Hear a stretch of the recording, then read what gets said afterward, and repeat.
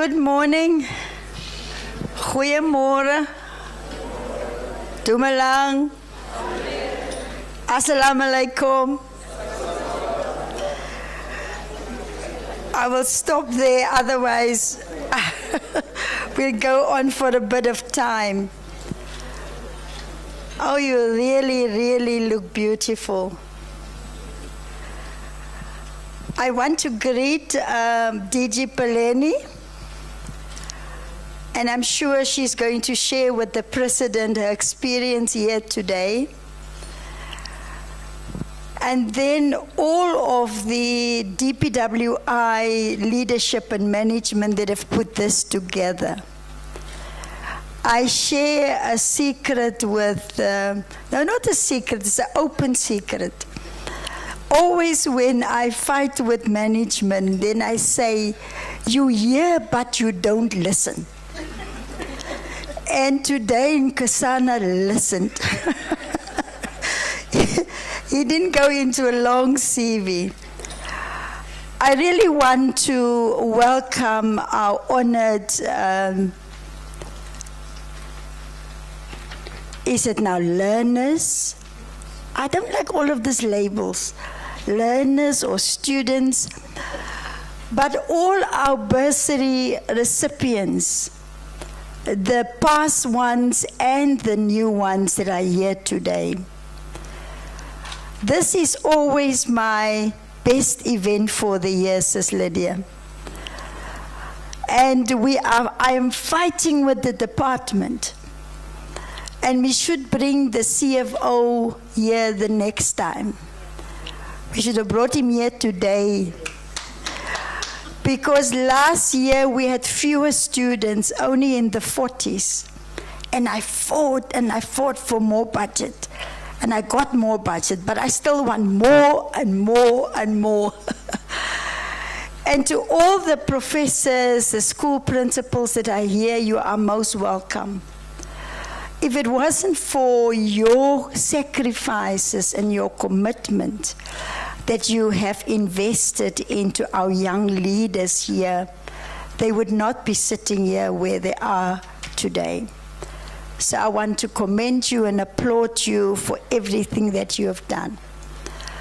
And it will be proper to congratulate the class of 2022. It has not been easy. COVID-19 and many other factors, so well done. But a special congratulations to KwaZulu-Natal. They are the best performing or best improved province for 2022. And what I want to say to all of the young, bold environment learners, students that are here today.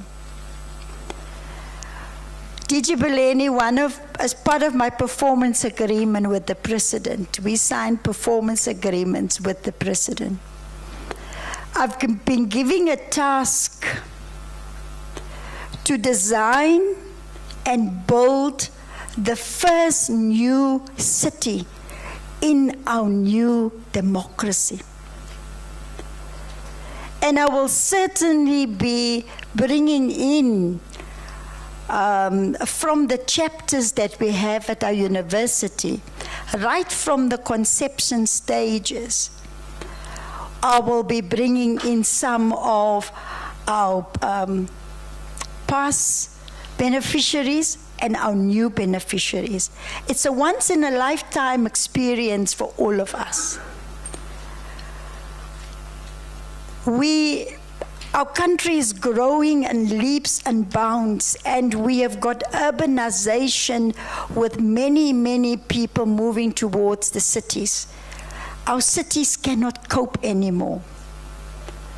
But also our cities have not been designed to cope with the growth. So your task is to look at how do we redesign our cities. I had the experience when I had to deal what was going to become the first city in the world to run out of water. And then I had to look at the design of the cities. And sadly, we found that all of that rainwater goes in the stormwater drains and straight into the sea. To the young engineers here, we have to design cities where we can capture that water because of climate change. So thank you very much, all of you, for being here today. We are also here to celebrate your achievements today. All your hard work, all your sacrifices that you've gone through has paid off. Because we know the past 3 years has been very difficult for all of you. But we're also here to say to you that government has decided to make an investment in you. The bursary that we are giving to you is an investment from government, investment into the young people of our country. So it's an opportunity that the 72 of you have received. There are many others out there who have not been able to be so fortunate. So I want to say to all our beneficiaries this year, please take it with both hands and run with it. Because there are many, many others who are not that fortunate. Continue with your hard work. Like the professors have said here, it's not easy in a tertiary institution.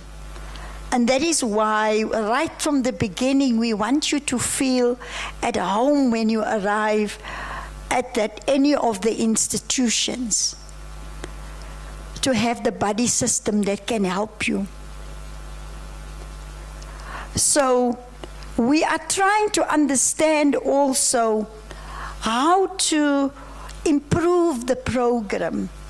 What can we do different? Because after COVID-19, things have changed permanently. We're never going to go back to pre-COVID-19 era.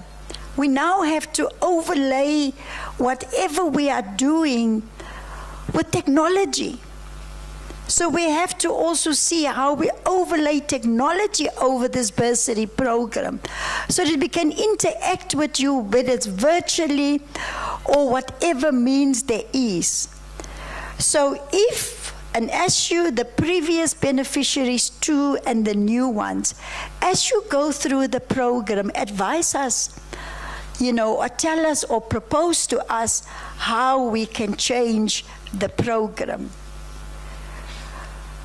The bursaries we are awarding today has been awarded to students that have been accepted into universities across the country to study actuarial science, electrical engineering, construction studies, urban and regional planning, civil engineering, quantity surveying, mechanical engineering, water management, and maritime studies. The total value that we are investing in each of you, it's 165,000 per year.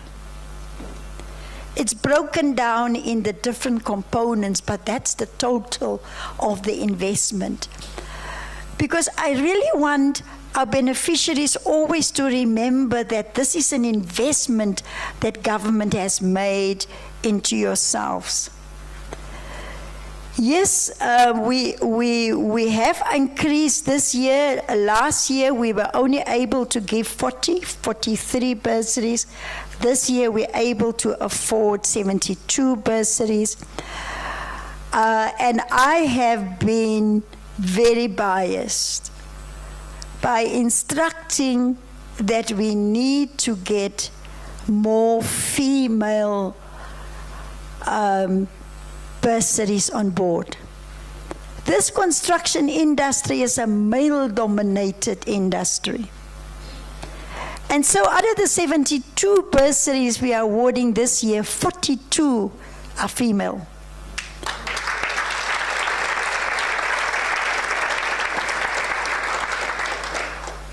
And that is to create the opportunity to transform this male-dominated industry by bringing in more women. We've got nothing against the men. We love you. Love you, no problem. But there's this inequality that we have to correct. This program is also important because we are relying on your skills to build a capable and an ethical state. And Kusana will tell you, I don't accept anymore this excuse from any government department to say, oh, lack of capacity. Lack of capacity has become an excuse for inefficiency. Because how can you be in a job and then you can't do the job and then you say lack of capacity? And that's why we need to grow this program even more and as fast as we can so that we can bring that capacity into government and stop the excuse of saying lack of capacity. So we are very proud to be there in a small way. You know, we had a discussion, and Dpwi will tell you, where as government, we said, let's make an assessment of what do we invest in education, tertiary education, in all government departments. You know, the total value, it's 5 billion rand a year. But what we are doing now is that there is a mismatch between the skills that's needed in the economy and what we are producing. And part of that is the shortage of professionals in the built environment. Like Dpwi said, we need to build more bridges. We need to build more roads. We are busy with a program with the rural bridges. Because I said to Nkosana, I don't want to see one more photo, DG, where children have to take their clothes off to cross a river. And so the president asked us in the State of the Nation address last year to go and build. He said, Minister De Lille, I want 96 bridges. And you remember we discussed it with President yesterday. And in that rural bridge program, we are using the Department of Defense, all their built environment specialists. And then we're using our own young professionals. We send them into the deep rural areas to go and learn the design and to work with the Department of Defense. We further take extended public works program. We employ the locals in that area to also create jobs. So already the interns that are there in Nkosana, we need to make sure that we put more of them, the young professionals. You will become a professional when you are how old? So that I can remember, when will you be a... Ideally in 4 years after becoming a candidate. And that will be when? 20? It's not a long time. It's not a long time. But we will certainly, from our department side, we really want to give the young professionals and the interns more exposure. Now, I'm trying to summarize.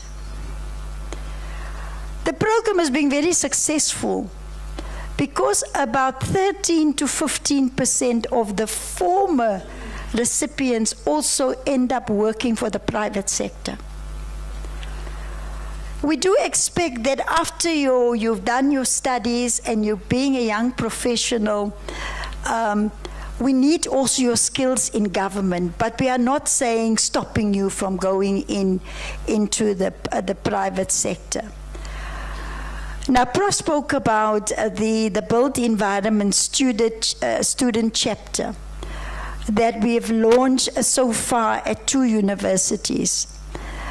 It's intended to be a one-stop shop for students to access topical information, industry development and innovation, research articles and publications from various institutions.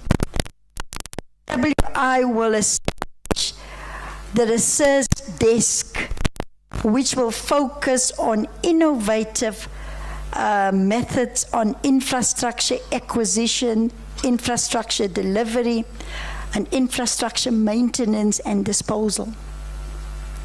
There's a great need and there's a backlog of maintenance of infrastructure in our country. And it always costs more to replace than to maintain infrastructure.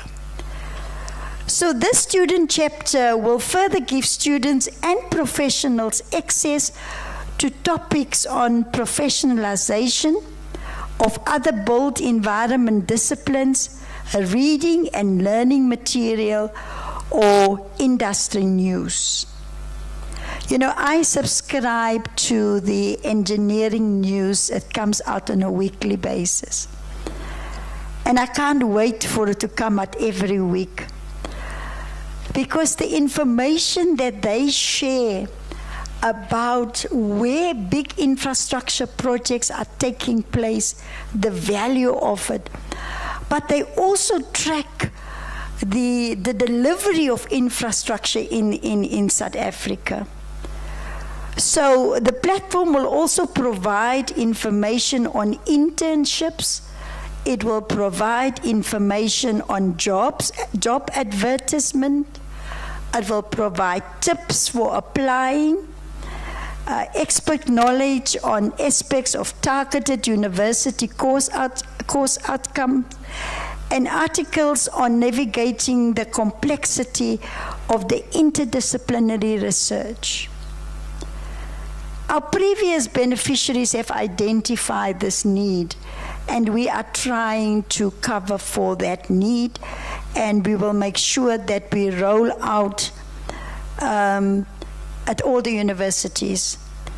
The student chapters will furthermore become a means for the department to keep in touch with the future economic contributors in the infrastructure sector. So I really look forward. A website has been created where students are able to register and access available information. And like I said, the chapter has been launched at the University of Johannesburg, the University of Witwatersrand, as well as the University of KwaZulu-Natal.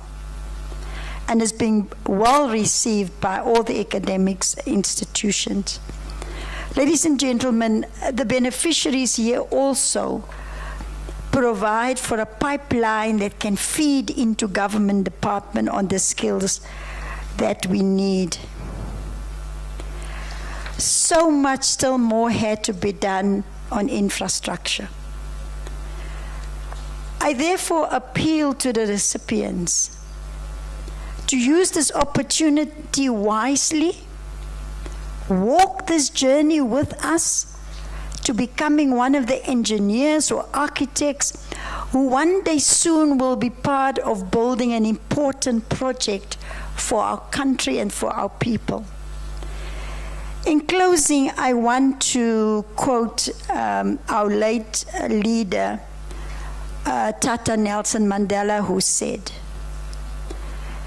and this is for the beneficiaries, everyone can rise above the circumstances, above their circumstances, and achieve success if they are dedicated and passionate about what they are doing, end quote.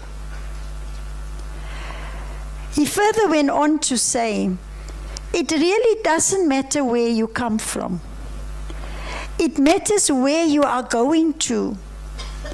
So I wish you all the best for the road ahead, and I remind you again of another famous quote by Tata Madiba. He said, young people must take it upon themselves to ensure that they receive the highest education possible so that they can represent us well into the future as future leaders. Close quote. I finally want to thank all our stakeholders in the room today. Without you, the universities, the school principals, the schools, we would have not been able to do it on our own. There are a number of stakeholders that I'm not going to go individually, and of all the universities that have done an excellent contribution to this project. I also want to extend my thanks to the DG and the presidency, DG Peleni, for her support and her presence here today. Ladies and gentlemen, thank you all for being here today. It's such a special day for our beneficiaries. And thank you all for the work of investing into our students and teaching them. Students, make your families and mentors proud and go for gold. Anything you want to reach within life is achievable if you are prepared to work hard. If you are prepared to work damn hard, you can achieve anything.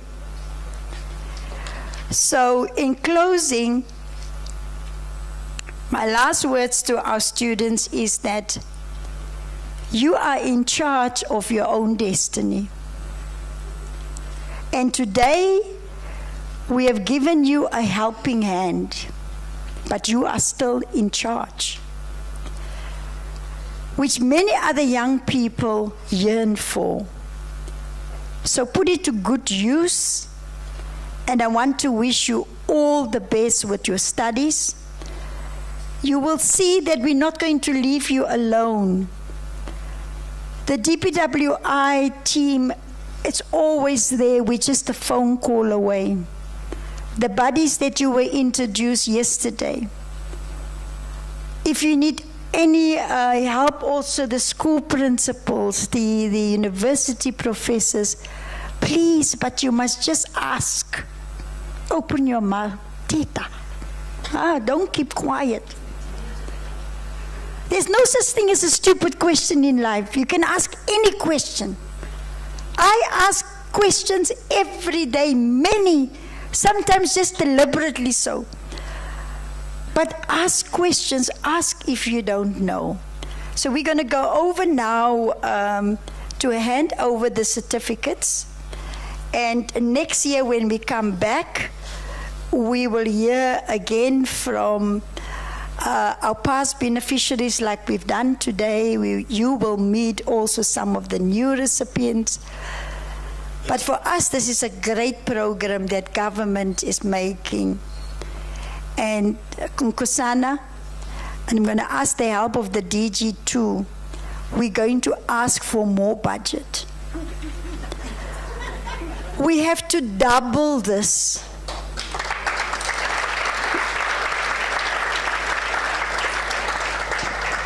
I will intimidate the CFO. I'll be the bad cop, and then you can be the good cop. And then the DG can just explain her experience here today of having met all of these young people of our country. Thank you very much, and God bless. Thank you so much.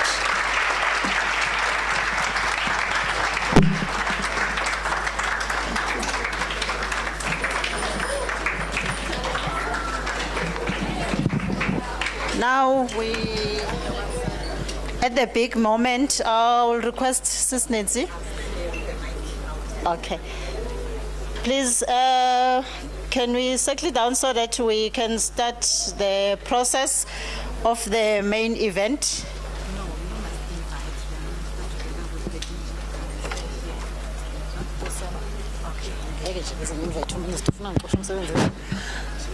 Ladies and gentlemen, let me then invite the Honorable Minister and the DG in the presidency to come forward. The team will run through the program in terms of calling the recipients. At the end of each category, there will be an opportunity for a photo shoot. So because of time, so we'll do different photo shoots. If time allows, we'll then have a larger group photo at the end of the session. Over to you, colleagues.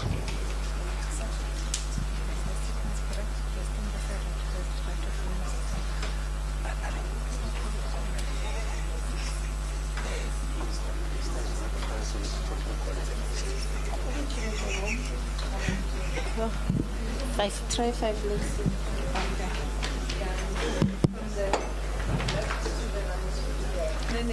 Yes. Okay. Thank you. We are moving on then now to the conferring of the awards. We're going to start with students who have not obtained distinctions, and we're moving up to those with more distinctions. We must remember everyone has achieved. So distinctions, we are referring to those students who have scored marks between 80 and 100. So I would like to request that we encourage even those who didn't score any distinctions, but we also encourage those with more distinctions. So I'm going to call 6 students at a go so that they come from there, from that side, and they ascend the stage and take the photos with the minister. So I will start with Pakamisa Mbokodwa from Liseding Technical School, followed by Lisa Kanya Tenge from Liseding Technical School, followed by Lalita Fichane from Umso High School, followed by Ongezwa Tibane from Umso High School, and then Nomapilo Songelwa from Umso High School.